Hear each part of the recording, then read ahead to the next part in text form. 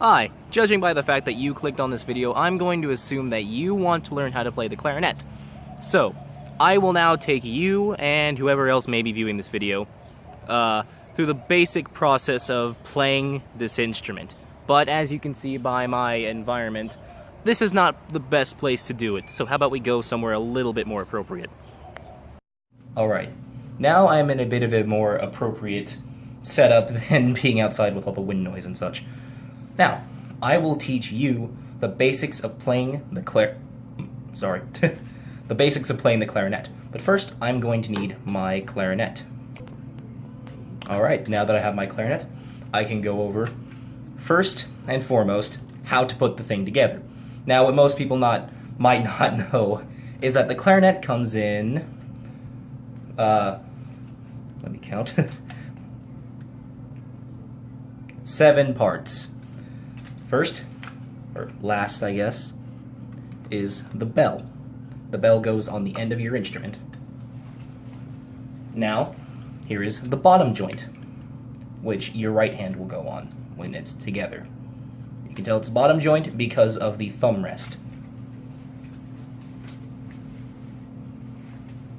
This is the top joint.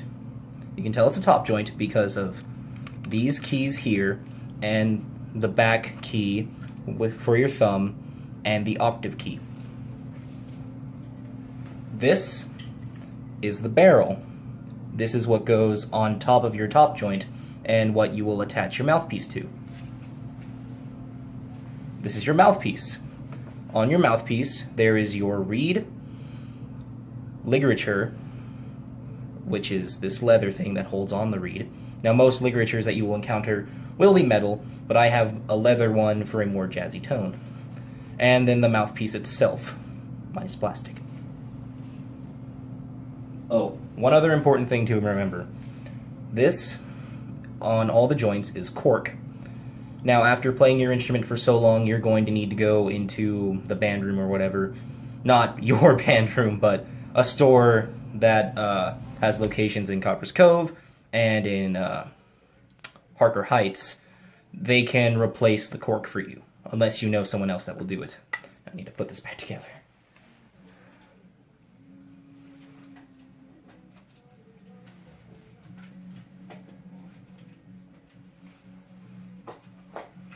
Now, this is how to hold the instrument.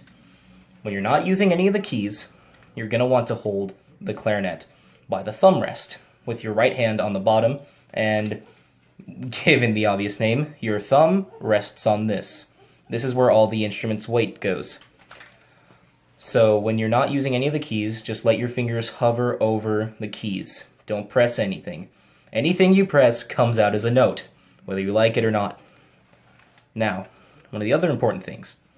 These 4 keys down here are completely controlled by your right pinky. You're going to have control over all of those. And all of these up here, mine has an extra key, are controlled by your left pinky. Mine also has this extra trill key right here. Now, to go over one of the most crucial parts of playing this instrument, your embouchure. Now, despite what you might have thought or told your friend in your attempt to sound smart, no, an embouchure is not an exotic French cookie.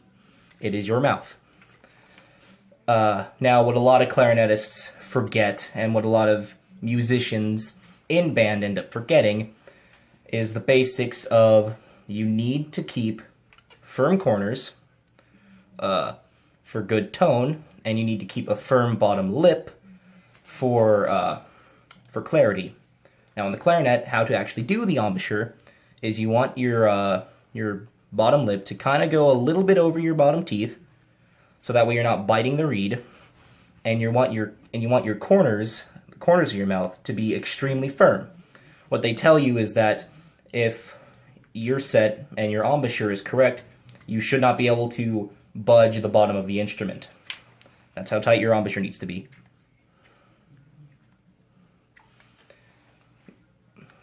Now, one of the things that you will probably be introduced to first on the clarinet, if you have a more traditional teacher, is the B-flat scale. And the B flat scale is the easiest, most simple scale you will learn. It goes from this note, which is just these 4 fingers pressed down on these 4. By the way, you can't see it very well, but right here, there is a hole. On these 4 holes. And it just goes up. Then you press this key. Then all of your fingers and your pinkies are on this key and this key. And your thumb is going to be over this key and the octave key, which is what changes octaves. See, if I play this note, normally it'll just sound like. But if I add the octave key, it turns into a B natural. So it goes up to B natural, then take this pinky up, and you just go up till just your thumb and the octave key is down, and you just go back down. Simple. If you're just starting out, that's a good thing to practice. Now, in practicing that, you're going to run into going up an octave, which is a scary thing for a lot of beginner musicians. Now, the easiest way for you to play higher octave notes is going to be very firm corners, very, very firm corners, and a lot of air. Example, if you don't use these things, if you just blow into the instrument, essentially.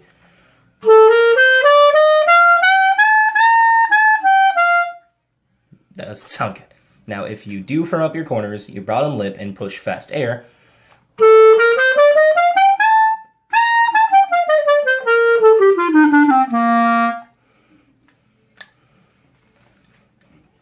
and also for another thing that they don't teach you in class, but I've learned myself, is your tongue. It's very important when you're playing any note on the clarinet, if you want to keep a very classical tone, is keep your tongue as high as it possibly can be in your mouth, like touching the top of your bottom teeth. Oxymoron. That is to create the tightest airway it possibly can and give you the highest, clearest pitch for a classical tone. Now, another good tip is, say you're playing a really fast riff, like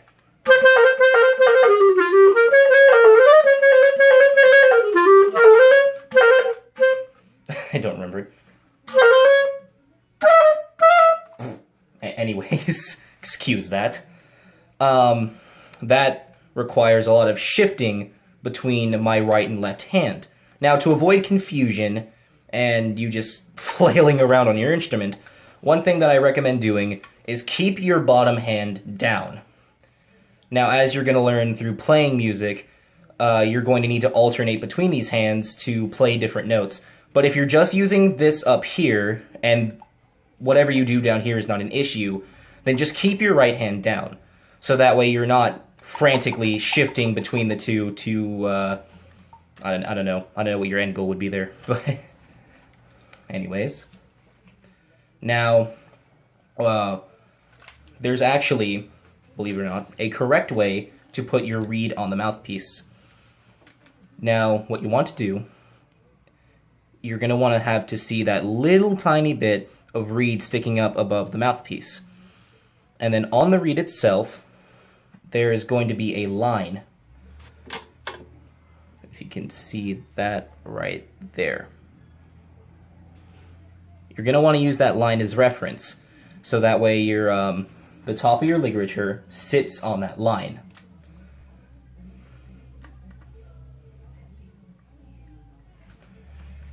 This you do this so that way pressure is evenly spaced on the reed, so that way it can vibrate and get good notes out. And I personally like to keep my ligature very tight, because that also helps in playing higher octave notes. Now that I've explained all of that to you, I think you can pick up a clarinet and you'll know at least a little something about it. I think I've covered all the basics. And if you are thinking about buying a clarinet, which I'm impressed that I persuaded you this much, don't go with a really expensive professional model like I have now. I have this because I intend to go into a music field. If you are just starting out and you don't know if you're going to switch to the instrument, just buy a plastic, cheap clarinet with nickel keys. Just don't waste a lot of money on an instrument you don't know you're going to stick with, because this thing is like $6,000. We're still paying it off. And also, another huge thing, a lot of clarinetists will be very insecure about their tone and only stay in the range of and not go up into the upper octaves, like. Now, to get a better tone, or not to get a better tone, I'm stumbling over my words, keep practicing at those higher notes. I don't have any surefire way, other than firm corners and firm bottom lip, to get you to play better higher notes.